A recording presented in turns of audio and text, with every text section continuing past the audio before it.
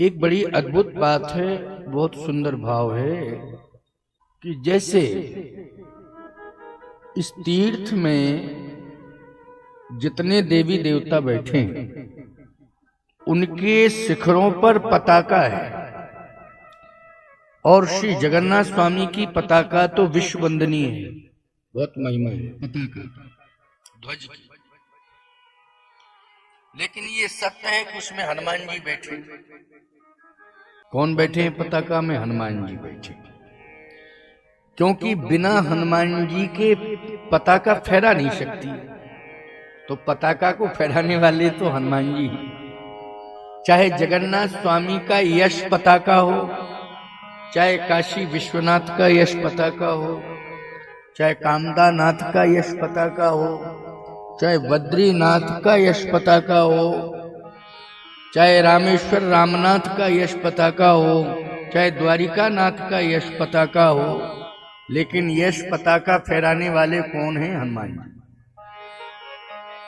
जितने भी देवी देवता हैं सबने अपनी अपनी शक्ति हनुमान जी को दी। एक ही देवता ऐसा है संसार में, हनुमान जी महाराज, कि सभी देवी देवताओं ने अपनी शक्ति हनुमान जी को दी। अच्छा, हनुमान जी ने भी जो शक्ति ली है मांगी किसी से नहीं। ये कभी नहीं कहा हनुमान जी ने कि जगन्नाथ स्वामी से कहा हो या अयोध्यानाथ भगवान से कहा हो कि हमें ये दे दो वो दे दो, ना, अपने आप सभी शक्ति देते चले गए। जैसे विशेषताएं सुनाएं आपको। हनुमान जी बुद्धिमताम वरिष्ठम है, तो बुद्धि को देने वाली बुद्धि प्रदाम शारदाम। बुद्धि को देने वाली कौन है? शारदा। इसलिए जितने भी स्कूल हैं उनमें सरस्वती वंदना होती है और हम लोग सुबह सुबह सरस्वती माँ का स्मरण करते हैं।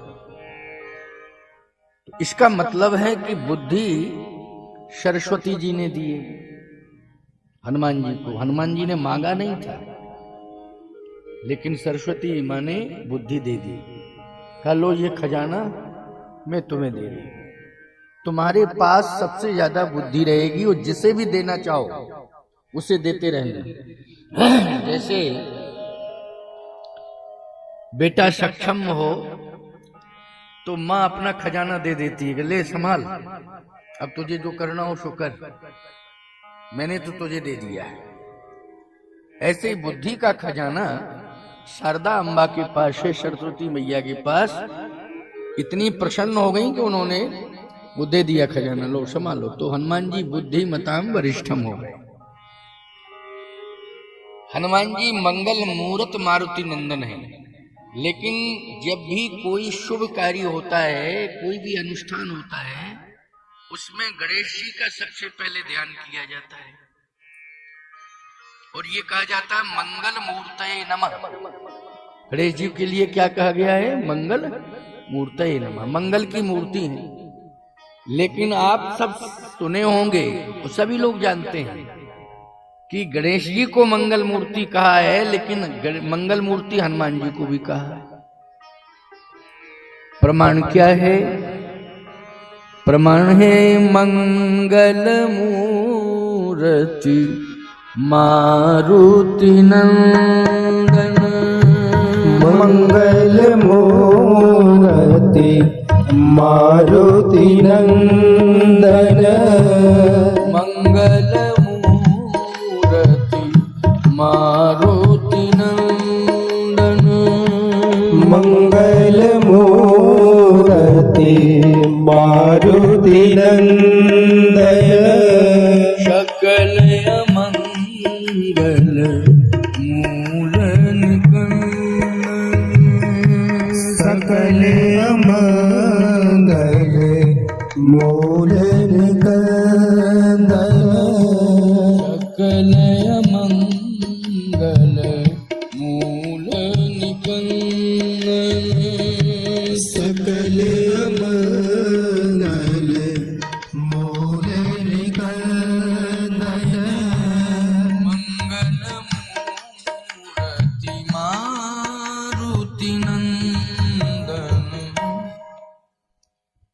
संसार भर के लोग जगन्नाथपुरी आते हैं तो श्री जगन्नाथ महाप्रभु के चरणों में शरणापन्न होके यही कहते हैं कि मुझे आप मंगल दें। इसका मतलब है कि मंगल की कमी है, तभी तो मंगल मांग रहे हैं। परंतु शर्त यह है कि मंगल लेने के लिए आपको जगन्नाथपुरी आना पड़ेगा, तभी वो देंगे। लेकिन विशेषता हनुमान जी की यह है कि हनुमान जी जगन्नाथ स्वामी की सेवा में रहते हैं। यही राम है और यही श्याम है और यही विष्णु है, नारायण है, सब कुछ यही है जगन्नाथ स्वामी। परंतु इतनी अच्छी सुविधा दे दी है कि कोई अगर नहीं आ पा रहा है जगन्नाथपुरी में, श्री जगन्नाथ महाप्रभु के धाम में, तो जगन्नाथ महाप्रभु स्वयं कह देते हैं कि चिंता मत करना, अगर नहीं आ पा रहे हो तो मैं अपने दूत को भेज रहा हूं, वो है श्री हनुमान जी महाराज, उनसे ले लेने से। इसलिए गांव गांव में हनुमान जी के मंदिर है, बोलो है कि नहीं? गांव गांव में यहाँ तक प्रमाण है कि मोहल्ले मोहल्ले में बांधा है, कितना बड़ा शहर है लेकिन मोहल्ले मोहल्ले में मंदिर है हनुमान जी के।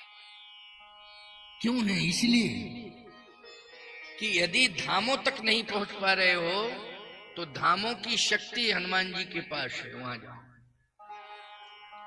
कभी कभी बड़ा चमत्कार दिखा देते हैं, वो जैसे राउतपुरा धाम में बड़ा चमत्कार दिखाया। एक समय था, मैंने जब वहां देखा, उस समय स्वामी जी नहीं आए थे राउतपुरा में। जब मैं उस क्षेत्र में जाता था कथा कहने के लिए, तो एक नीम का वृक्ष था और छोटे से हनुमान जी विराजमान थे। वो तो साधारण सा गांव है, गांव के लोग भी नहीं जाते थे वहां दर्शन करने के लिए, लेकिन हाँ था वो हनुमान जी का पुराना विग्रह पहले से। ये तो बिल्कुल सत्य है कि सिद्धि थी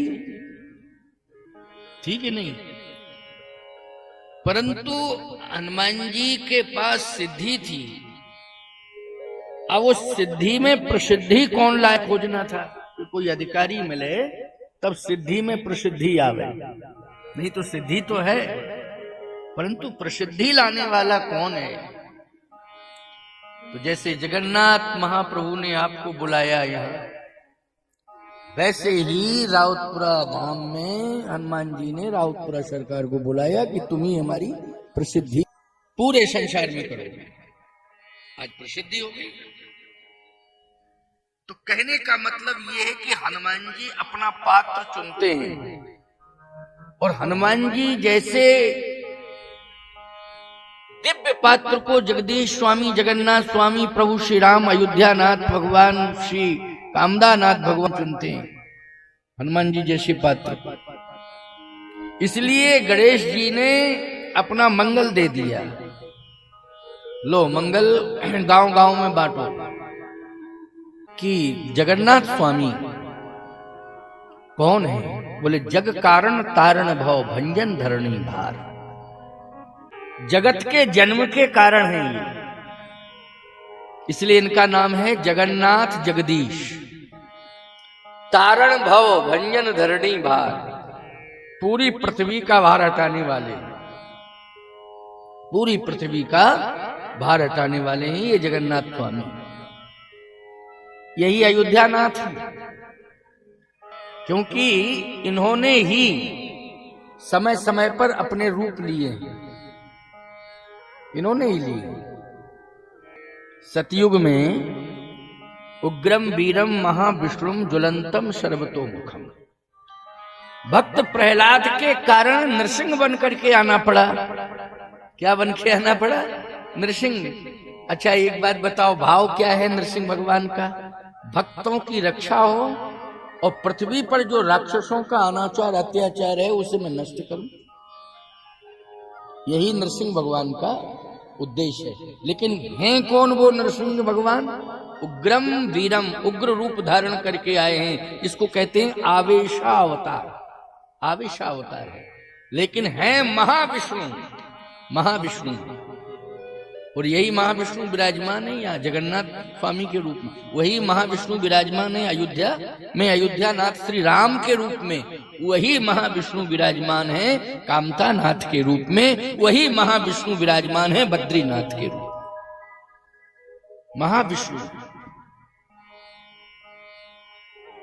तो जग कारण तारण भव, ये रहस्य भगवान शंकर ने बताया। किसे बताया है? प्रभु राम का परिचय दे रहे हैं, उस समय बताया है। बहुत अच्छी बात है, क्योंकि कई भाव आ रहे हैं मन में, कई विचार आ रहे हैं कि जगन्नाथ स्वामी है क्या है। तो इतने सरल तरीके से, लेकिन कोई डॉक्टर नहीं कहेगा कि आपने पानी अधिक पी लिया इसलिए नुकसान हो गया है। भले ही आप अनार का रस पिए, ज्यादा पी लेंगे तो डॉक्टर कहेगा ज्यादा पी लिया है आपने इसलिए नुकसान कर गया है। दूध, गाय का दूध अमृत है, लेकिन मात्रा में पीना पड़ेगा। ज्यादा मात्रा में पी जाओगे तो वैद्य कह देगा कि वो ज्यादा ले लिया आपने, डोज ज्यादा हो गया। लेकिन जल कितना भी आप पी लें, सभी डॉक्टर यही कहेंगे कि आप बहुत अच्छा कार्य करते हैं जो जल ज्यादा पीते हैं, ये बहुत ही उत्तम कार्य है। ऐसे ही सभी ग्रंथ कह रहे हैं, वेदों से लेकर के उपनिषद शास्त्र आदि आदि सब कह रहे हैं कि बहुत अच्छा किया है आपने जो राम कथा को सुना है, क्योंकि उसमें भक्ति का जल भरा हुआ है, इसलिए आनंद ही आनंद रहेगा, आनंद ही आनंद रहेगा। जल है, चाहे जितना पियो आसानी से पी सकते हो और पचा भी आसानी से सकते हो, ये भक्ति का जल भरा है। समझ में आ रही ना व्याख्या? एक एक शब्द को मैं बहुत सरल तरीके से व्याख्यायित कर रहा हूं और ये सोच रहा हूं कि खुद आनंद लूं और आपको आनंद दूं, क्योंकि इस कथा को जगन्नाथ महाप्रभु स्वयं सुन रहे हैं। और कृपा इतनी अच्छी रही कि बिल्कुल पास में ही उन्होंने स्थान दिया है, नहीं तो यहां से 1-2 किलोमीटर दूर भी व्यवस्था हो सकती थी। नहीं, मुश्किल में 5 मिनट नहीं लगते हैं, दर्शन हो जाते हैं बिल्कुल सामने। और शिखर का दर्शन तो खड़े हो जाइए तो शिखर का दर्शन और ध्वज का तो होता ही रहता है। जगन्नाथ स्वामी के ध्वज की बड़ी महिमा है। अगर आपने विग्रह का दर्शन नहीं कर पाया, क्योंकि कभी कभी भीड़ ज्यादा हो जाती है, बहुत ज्यादा दिक्कत आती है, तो ध्वज इतनी ऊंचाई पर है कि कहीं भी खड़े होकर के आपने ध्वज को प्रणाम कर लिया, दर्शन कर लिया, प्रणाम कर लिया, बस जगन्नाथ भगवान ने आपको स्वीकार कर लिया। ये महिमा है। इसलिए हर मठ के ध्वज की महिमा है, लेकिन सनातन संस्कृति में जगन्नाथ स्वामी के ध्वज की अत्यधिक महिमा है। और इतनी महिमा है कि उसका वर्णन जो है सरस्वती जी भी नहीं कर सकती हैं, इतनी महिमा है जगन्नाथ स्वामी जी के ध्वज की। इसलिए किसी भी प्रकार से ध्वज पर आक्रमण नहीं होना चाहिए, ध्वज किसी भी तरह प्रभावित नहीं होना चाहिए, इसका ध्यान रखा जाता है। यानी जगन्नाथ स्वामी का ध्वज अगर प्रभावित हो गया तो राष्ट्र खतरे में आ जाएगा। इसलिए इस ध्वज को पूरी तरह से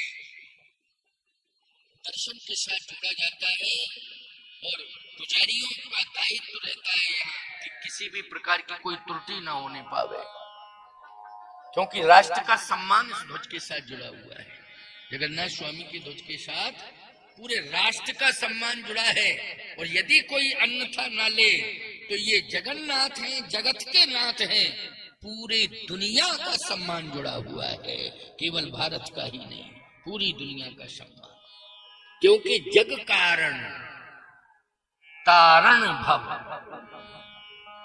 जग कारण तारण भव, भंजन धरणी भार, कह तुम अखिल भुवन पति, लीन मनुज अवतार। जग कारण, जगत के जन्म के कारण हैं आप जगन्नाथ भगवान, और पृथ्वी का भार हटाने वाले हैं आप जगन्नाथ स्वामी। और आप अखिल भुवनपति। इसका मतलब है कि जगतपति। भुवनपति मानी जगतपति, अखिल भुवनपति। इसलिए इनके समीप में ही स्थान है भुवनेश्वर। क्यों भाई, है कि नहीं? क्या है? भुवनेश्वर।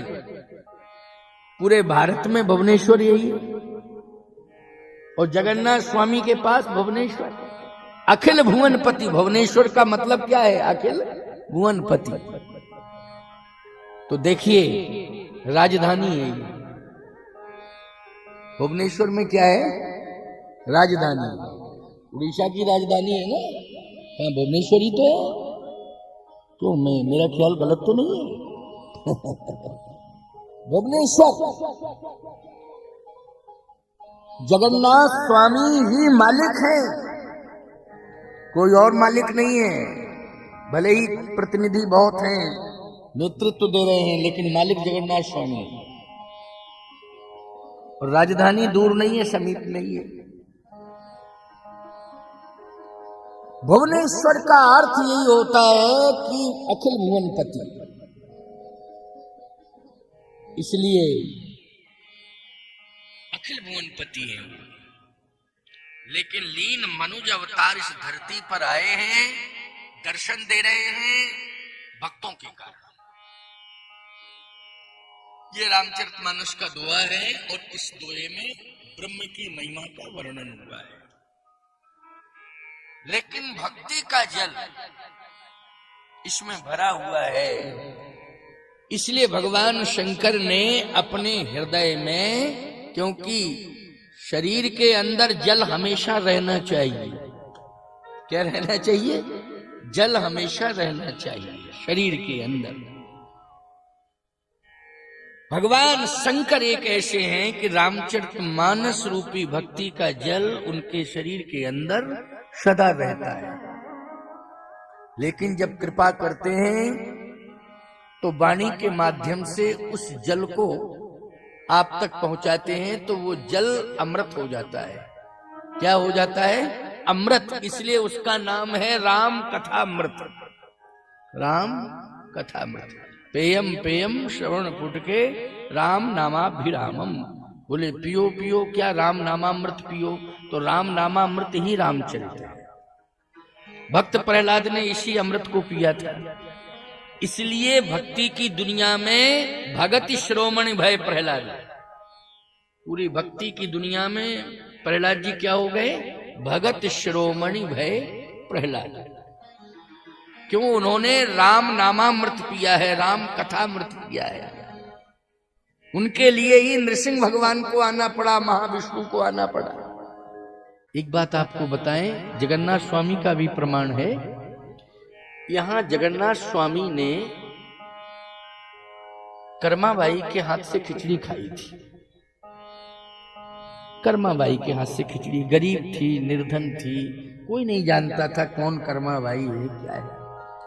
लेकिन जब भगवान बीमार हो गए तो उसके मन में भाव आया कि पकवान नहीं खिलाना चाहिए, खिचड़ी खिलाना चाहिए। खिचड़ी। अच्छा बोलो भाई, बीमारी में क्या खिलाया जाता है? खिचड़ी। क्योंकि बिना भात के जगन्नाथ प्रसन्न नहीं होते। किसके? बिना भात के। अच्छा, बिना भात के खिचड़ी नहीं बनती। क्यों भाई, बिना भात के खिचड़ी बनेगी क्या? नहीं बनती। तो कर्माबाई के मन में आया कि कुछ भी नहीं खिलाना चाहिए। अच्छा, लोगों ने भात के व्यंजन बनाना शुरू कर दिए। ये आइटम भात का, ये आइटम भात का। अरे बीमारी में केवल सिर्फ खिचड़ी होना चाहिए। क्या होना चाहिए?